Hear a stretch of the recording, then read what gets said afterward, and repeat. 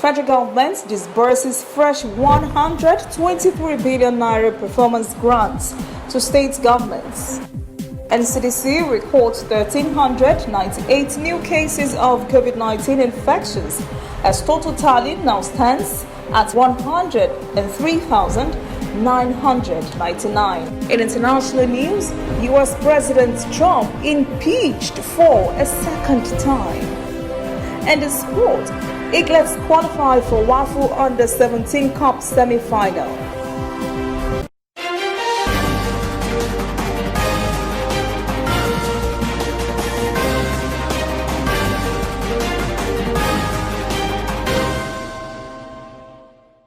This is ANN News.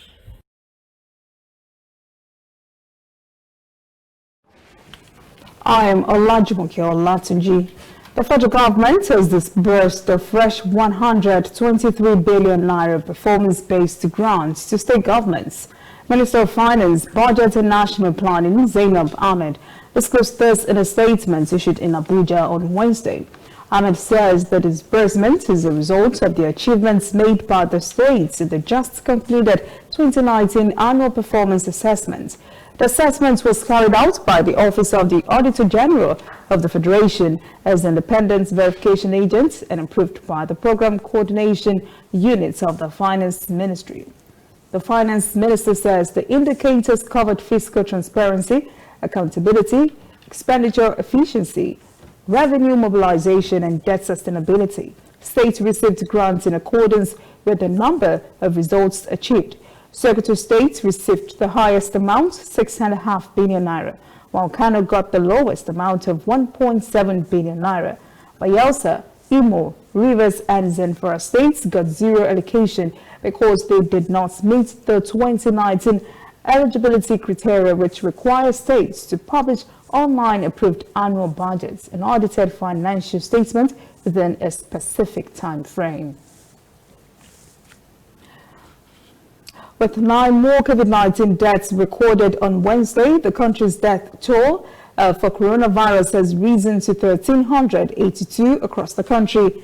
The Nigeria Center for Disease Control reported 1,389 new cases in 22 states and the Federal Capital Territory. Lagos reported the highest toll with 542 cases, followed by the FCT, which posted 131. 21 other states also recorded cases in single and double digits. And CDC says 82,555 patients have been discharged across the country. Health authorities attribute the rise in death toll to late referral of COVID-19 patients to treatment centers. Coordinator of the Presidential Task Force, PTF, on COVID-19, Sani Ali, confirms 1 in every 6 persons tested for COVID-19 in Nigeria in the past 2 weeks had returned positive. Senate President Ahmed Lawan says the National Assembly will pass the Petroleum Industrial Bill, PIB, before the end of this quarter. Lawan spoke on the bill on Wednesday during a brief ceremony organized by his aides in Abuja to mark his 62nd birthday. He said the National Assembly is ready to confront and defeat the demons that have militated against the passage of the PIB by passing the legislation this year. The collapse in oil prices, coupled with the COVID-19 pandemic, has plunged the Nigerian economy into a severe recession, the worst since the 1980s. Despite this, the World Bank predicts Nigeria's economy would grow in 2021. Correspondent Kelechi Mekalam has the story. Nigeria's economy was buffeted by low revenue receipts, inflation, and a weak foreign exchange for most part of 2020. The impact of the COVID-19 pandemic, however, became the breaking point, tumbling Africa's largest economy into recession. Now the World Bank has pegged growth rate at 1.1% as the economy prepares for recovery by the last quarter of 2021. But how realistic is this projection for the West African economy? Advantage, it's easier for Nigeria economy and economies like Nigeria economy to get into positive growth than developed economies, because the gap, the economy still have window for expansion. But essentially, even if we recover from the recession, the economy will still be very, very, very bad in terms of both the productivity, in terms of GDP growth, in terms of revenue available to finance capital investment, and also in terms of household income. So it's a terrible time. The moment we get an informal sector, if the moment we formalize it, then you'll be able to see it, because it's all about revenue, really. Okay? It's all about access to credit. Okay? It's all about job creation. It's all about job security. Okay? So the moment you're able to get job security, the moment you're able to get more people into employment, okay, your economy will grow. That's the point I'm trying to make. So we shouldn't be excited or otherwise at a 1.1% growth. For the first 9 months of 2020, cumulative GDP contracted by 2.48%. Year on year in real terms, the economy contracted by 3.62%. The last time Nigeria slid into recession was in 2016. The country was recovering slowly until the advent of COVID-19, which necessitated a lockdown to curb the pandemic amid dwindling oil revenue. Nigeria, which is Africa's leading oil producer and exporter, depends on crude oil for 90% of its export revenue. But average crude oil production's been cut by about 30%. While anticipating the positive growth of Nigeria's economy, experts advise government to invest in other key sectors expected to drive recovery. The World Bank's prediction is dependent on the availability of early COVID-19 vaccines in the country, more so as the second wave of the pandemic sweeps across the globe. What's more, smart policy making is identified to be at the heart of Nigeria's economic rebound. Now, economic watchers are proposing policies that encourage private sector investment and productivity stimulation. Coming up, African stories. Ugandans head to the polls to elect a new president. And later, international news. U.S. President Trump impeached for a second time.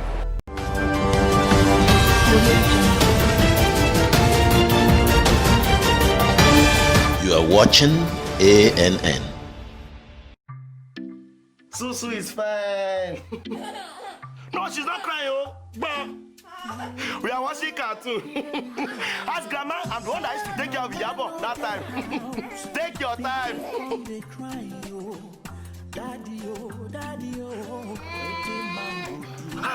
I will call you back. Your daddy is calling.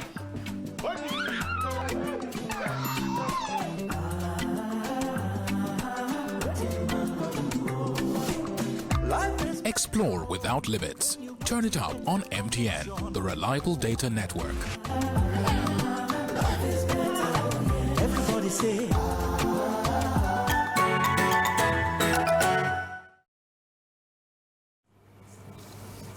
Welcome back. This is ANN News.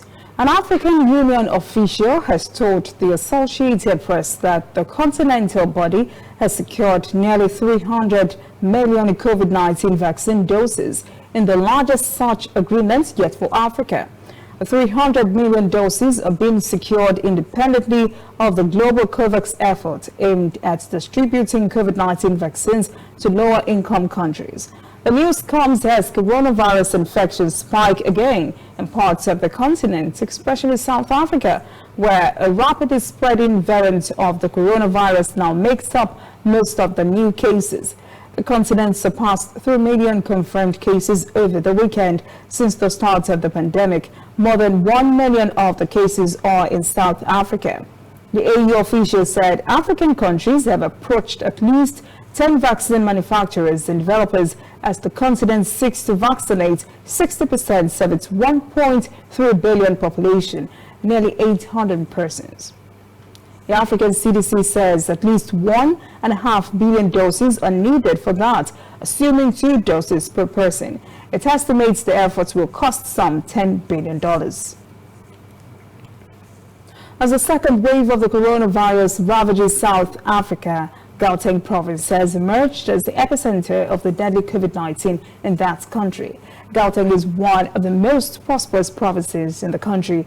Respondent Nelisa Injamela reports. The Gauteng province is in the eye of the storm. At least that's how Premier David Makhura has described the situation.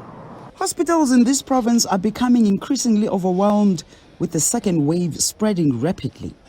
The Steve Biko Academic Hospital in Pretoria in particular has been battling an influx of COVID-19 patients over the past few weeks. This prompted the facility to erect tents in the parking lot. They also used other desperate measures to avoid turning people away. Despite those measures, the hospital still struggled to deal with the increasing numbers. Images of patients being treated in makeshift emergency units made the rounds on social media, with healthcare workers warning that the hospital has reached a breaking point. After the emergence of these pictures, the Premier made an urgent visit to the hospital and admitted that there's a pending crisis. We are just where we were at the peak of the first wave, and we are passing that peak. All models are telling us that the second wave or the resurgence may be more than the first wave. That is something the evidence is already showing. In the last 7 days, admissions in public hospitals in Gauteng increased from around 700 in public hospitals to above 2,000 just in the last 7 days. If you combine public and private hospitals, the admissions are now above 4,000, about 4,500 admissions in Gauteng hospitals. What is even more worrying is that coming from all those patients, the people that are sick around the first wave, the people that were sick and at the verge of dying were elderly people, and the young people were recovering quickly. Some were not even having symptoms. Now the people that we are admitting are younger people. It's worrying. Premier Makhura attributes the spike in COVID-19 cases to the return of holidaymakers from the December festive season. Some patients are coming from private facilities because of lack of space, while others are from other provinces and from the SADC region. Given the fact that all the numbers are doubling up, we are gearing up for a difficult time, and that's why we are calling on citizens to continue to help us to support all these measures that are in place. More tents will now be erected to cope with the increasing pressure in hospitals. The East African Community Election Observer Mission delegation has begun its work in Uganda on Tuesday and has called for free and fair general elections as the nation goes to the polls today, Thursday. The Burundian former president and head of the 74-member delegation, Domitila Ndayizeye, told reporters the delegation will observe the elections to see if they conform to regional and continental protocols that require partner states to adhere to the universally acceptable principles of good governance, human rights, and social justice. CEOM short-term observers are drawn from the East African Legislative Assembly, electoral management bodies, human rights commissions, EAC coordinating ministries and the staff of the EAC organs, namely the East African Legislative Assembly, East African Court of Justice, and EAC Secretariat. The mission is in line with Article 3, Parenthesis 3 of the Treaty of Establishment of the East African Community.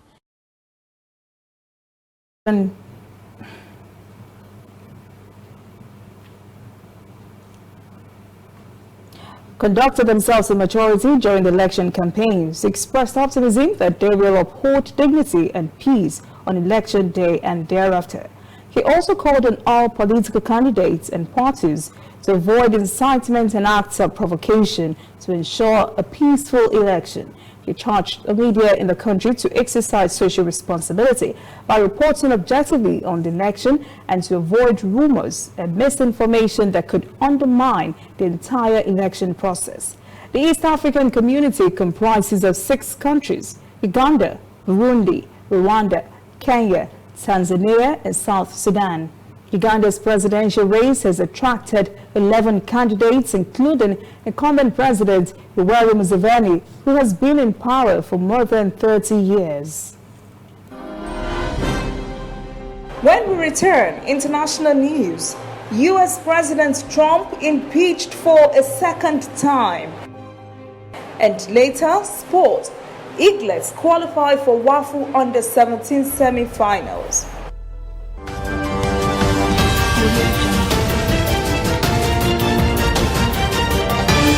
You are watching ANN. Welcome back. This is ANN News. U.S. President Donald Trump has become the first American president to be impeached twice. The U.S. House of Representatives voted 232 to 197 on Wednesday night to impeach Trump on a charge of inciting insurrection over the breach of the Capitol by his loyalists. 5 persons, including a Capitol police officer, died in those riots. Debate over the impeachment resolution was poignant and emotional. In the end, House Speaker Nancy Pelosi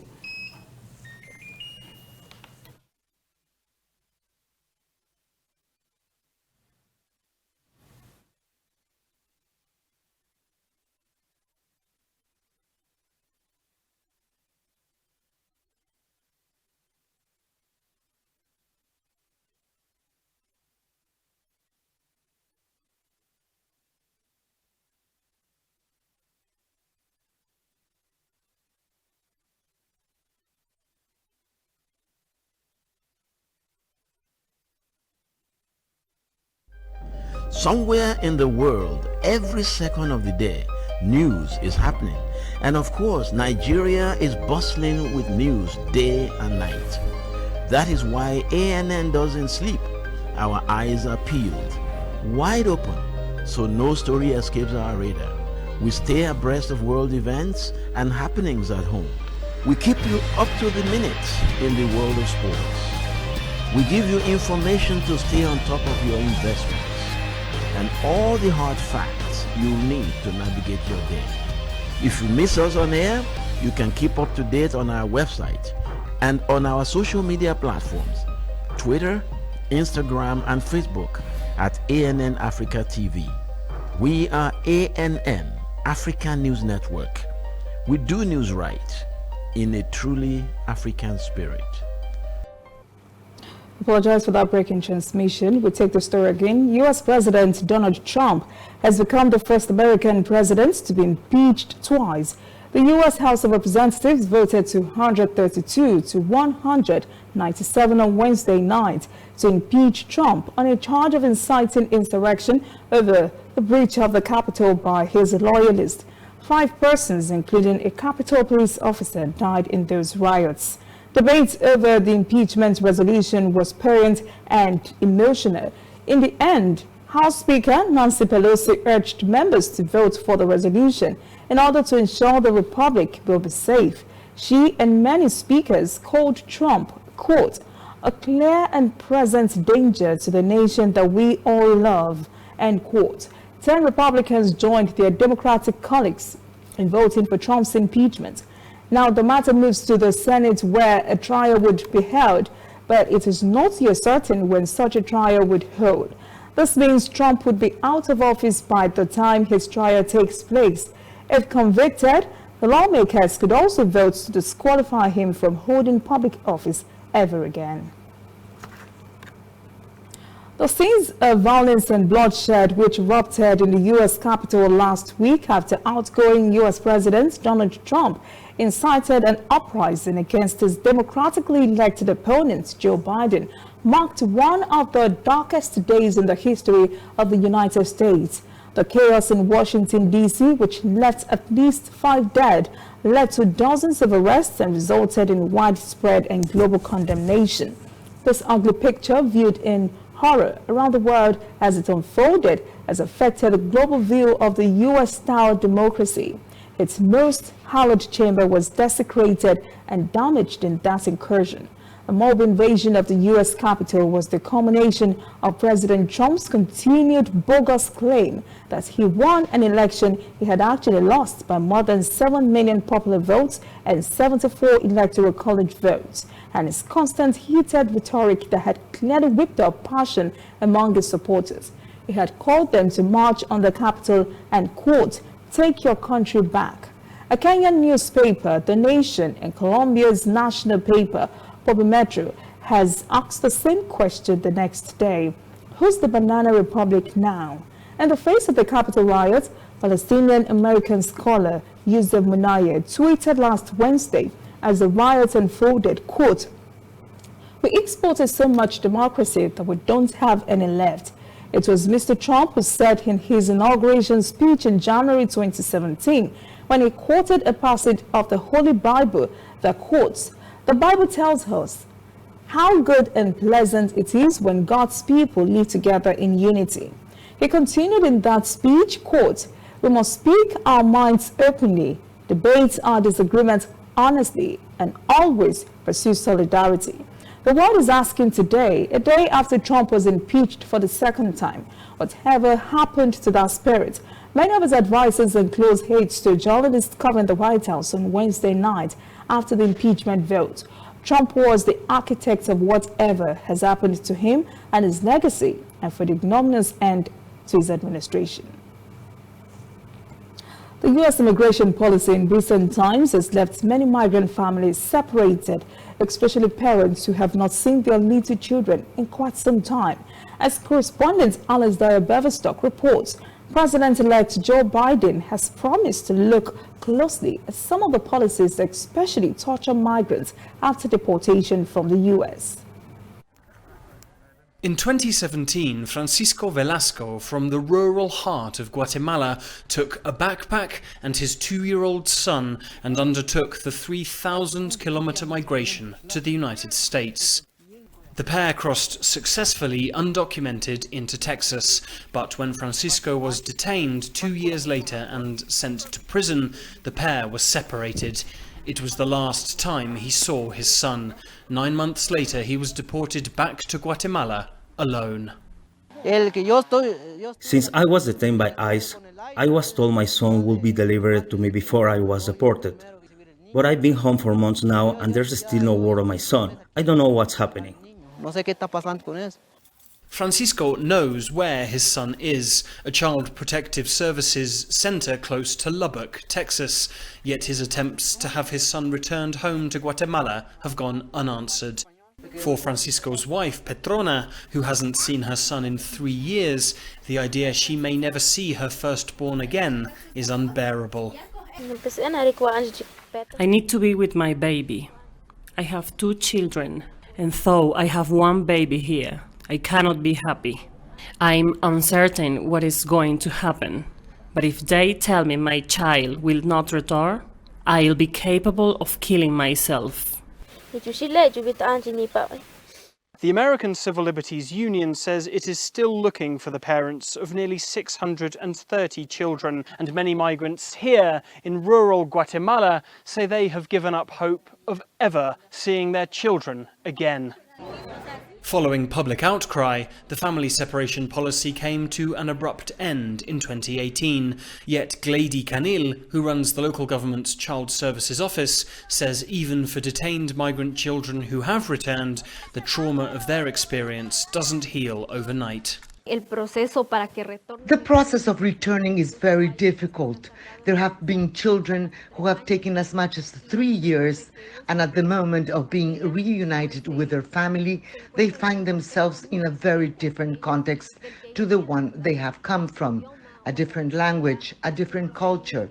There are even children who do not recognize their parents. So it's very painful for these families. In Guatemala, returning these children depends on men like Guillermo Diaz, the country's migration minister, but there's little hope to be found for the situation in these corridors of power. Our migration laws oblige us to go and search for these children, so obviously we have to do it alongside our foreign ministry. But we have so much on our plate, and it's not on our to-do list. We have other priorities. Whether this couple's now 5-year-old son will ever return or be able to reintegrate if he does are up in the air. What's certain is that what happened to these families at the US border will be remembered here for generations. Up next, sport. Eaglets qualify for WAFU Under-17 Cup semi-final. Please stay with us.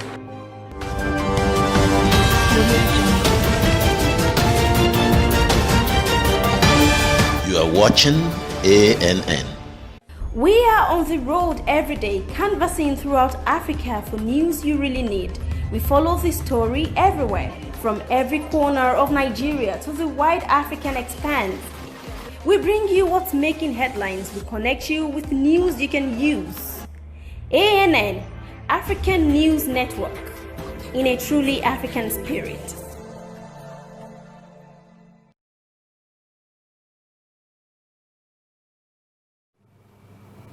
Welcome back. This is ANN News. In sport, the Golden Eaglets are through to the last 4 of the semi-finals of the 2021 WAFU Under-17 Championship. Host Togo were disqualified from the championship on Sunday after 2 of their players failed the resonance imaging test. The regional tournament serves as qualifiers for the 2021 Africa Under-17 Cup of Nations set for Morocco. One is where Africa's 4 representatives for the FIFA Under-17 World Cup would be determined. Nigeria is the most successful country in the world at this level of competition, having won the Under-17 World Cup for a record 5 times. The venue for outstanding CAF Confederation Cup between high-flying Rivers United and South African side has now been confirmed. The match, which is number 79 in the series, will hold in Benin Republic on January the 23rd. Confederation of African Football had mandated Rivers United as host to enter into discussion with a neighboring country to fix the venue and time for the clash. That is ANN News this evening. Thank you for joining us. For details on these and other breaking stories, visit our website, annafrica.news. Conversation continues on our social media platforms, Twitter, Instagram, and Facebook at ANN Africa TV. I am Olajumoke Olatuji. Have a pleasant evening.